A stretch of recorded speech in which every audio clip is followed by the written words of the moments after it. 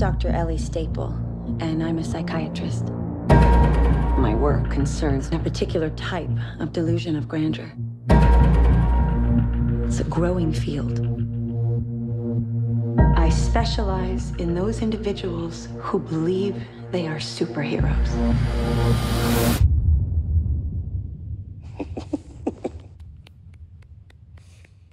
Good for you.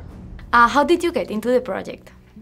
I got a phone call saying that Knight wanted to meet me, but I was shooting American Horror Story at the time, and I had no free time. He was coming to LA for 2 days, so he came to my trailer where we were shooting for lunch, and we sat and we talked for about an hour, and he said to me, I can't promise you that I'm going to come to you with this. I don't even know what I'm doing with the character just yet. I'm still writing. And he said, but I really wanted to meet you. And then we had a couple conversations after that, and then he called me on the phone and said, I'd like you to do it. And I said yes, and I hadn't even read the script. I just wanted to work with him that badly, and I had loved Unbreakable so much all those years ago, and I had seen Split, which I loved and thought James was so incredible in, and so I didn't know whether I was going to have 1 scene or 10 scenes or no scenes or be in the background. I didn't care. I just wanted to be in it. Yours is the only character the audience doesn't know yet. What can we expect from Dr. Ellie? I think Dr. Ellie Staple is surprising in the sense that, you know, a lot of times you'll see a doctor depicted in a movie, whether it's a doctor dealing with the mind or with the body, that I think sometimes has an air of superiority or all-knowingness. And I think the thing that makes this character very unique is that she really leads with her compassion and has a real idea about how to make their lives better and more grounded, and that she thinks the way they think is dangerous, not just for them, but for society at large. So do you see her as a villain or as a hero or from the good ones? I see her as incredibly human, so neither.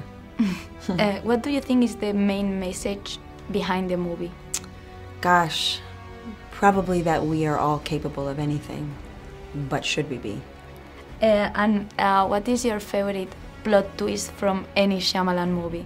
I have to say The Sixth Sense was probably the one where I was the most like, what? You know, that was a really, I just never saw it coming.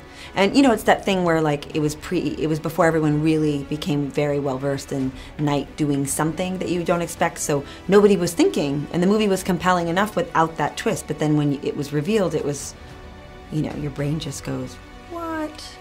This is a superhero movie, but it's really different from other superhero movies. I think you've been in kind of a comic hero movie before, The Spirit, right? The Spirit, with yeah. Samuel L. Jackson. A comic superhero. Comic I like superhero. The way you're putting that. That's nice. That's a good way to put it. There is a connection there. Yeah, sure. How different is this one? Well, in that movie I was playing, Sam Jackson was also in that movie. We had no scenes together though, so this was very exciting for me. I was like, we've worked together before, but we didn't get to work together. And he's like, I know.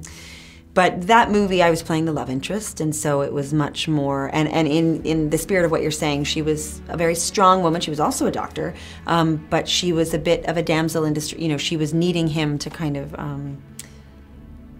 my character is much more in control, which is really fun to play. Did you read some comic book to prepare for class?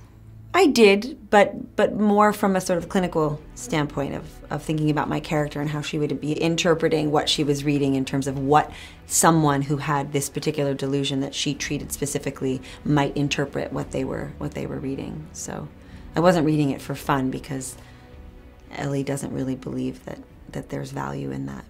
The three of you've convinced yourselves you have extraordinary gifts like something out of a comic book. David Dunn, the only person to survive that train wreck all those years ago. What do you do? I'm in security. You think you have superpowers. It's a feeling, vision. I have to touch them. You believe you are a protector.